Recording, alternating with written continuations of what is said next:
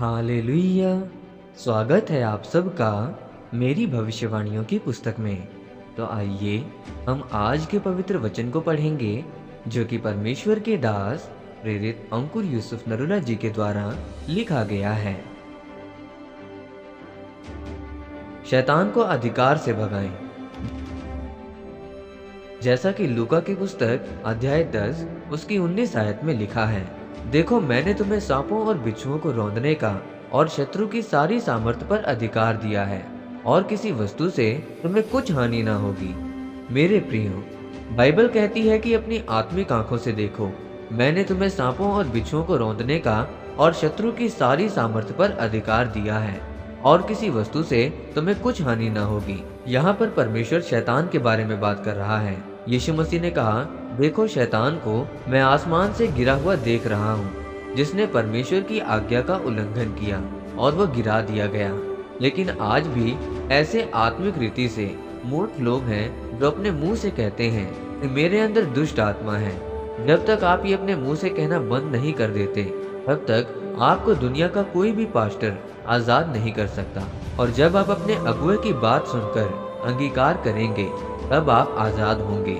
परमेश्वर ने कहा, मैंने तुम्हें शैतान को रौंदने का अधिकार दिया है, ना कि उससे भागने या बचने का। अगर आप एक लड़ाई में खड़े रहें, या तो आप मरोगे या कोई दूसरा आपको मारेगा। वैसे ही शैतान को या तो आप मारोगे या वो आपको मारेगा। तो इससे पहले कि शैतान आपको मारे, पहले आपको उसे मारना होगा। रोमियो अध्याय 10 उसकी 10 आयत में लिखा है कि क्योंकि धार्मिकता के लिए मन में विश्वास किया जाता है और उद्धार के लिए मुंह से अंगीकार किया जाता है। अंगीकार का मतलब है सहमत होना और उद्धार का मतलब है शारीरिक चंगियाई, आर्थिक छुटकारा, मानसिक छुटकारा और देश का छुटकारा। जब आप अंगीकार करते हैं तो उद्धार आता है। जब शैतान आपको ये कहने के लिए बोलता है कि ऐसा बोल कि मैं तेरे अंदर हूँ, तो आप उसकी बात मानकर बोलने लग जाते हैं। इस तरह से वो कभी भी नहीं जाएगा, क्योंकि आप उसे खाना देते हैं और वो आपके जीवन में मजबूत होता जाता है। शैतान नहीं जानता कि आप क्या सोचते हैं, लेकिन वो आपको भरमा कर इंतजार करता है कि आप आगे क्या कदम उठाएंगे। और अगर शैतान ये जान गया कि आप अज्ञानता में हैं, तो वो जीत जाएगा। अगर आपको जीवन में किसी चीज का डर है, तो वो आपके जीवन में घट जाएगा। अगर आप मुंह से अंगीकार करके शैतान को नहीं भगाएंगे, तो वो आपका फायदा उठाएगा। याद रखें, दुष्ट आत्मा निकालने के लिए आपको 24 घंटे प्रार्थना करने की जरूरत नहीं है, बल्कि आपको प्रकाशन की जरूरत है। आपको शैतान को निकालने के लिए अपनी दृढ़ इच्छा शक्ति दिखानी पड़ेगी।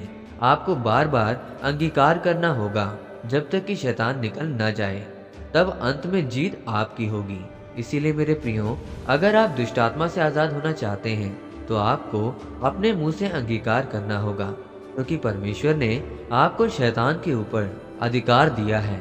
जब आप अधिकारों का प्रयोग करेंगे, तब परमेश्वर आपको आजाद ही नहीं बल्कि आशीषित भी करेगा। आमीन। आइए इस घोषणा को आप मेरे साथ एक मन होकर ग्रहण करें। सर्वशक्तिमान परमेश्वर के नाम से मैं घोषणा करता हूँ कि जितने लोग इन वचनों को पढ़ या सुन रहे हैं, उनके जीवन से दुष्ट आत्माएं जाती रहें और वह आजाद होने पाएं और अपनी आशीषों को प्राप्त करें। प्रभु यीशु मसीह के नाम में आमीन। परमेश्वर आप सबको आज के वचन के ऊपर मनन करने के द्वारा आशीषित करें। आमीन।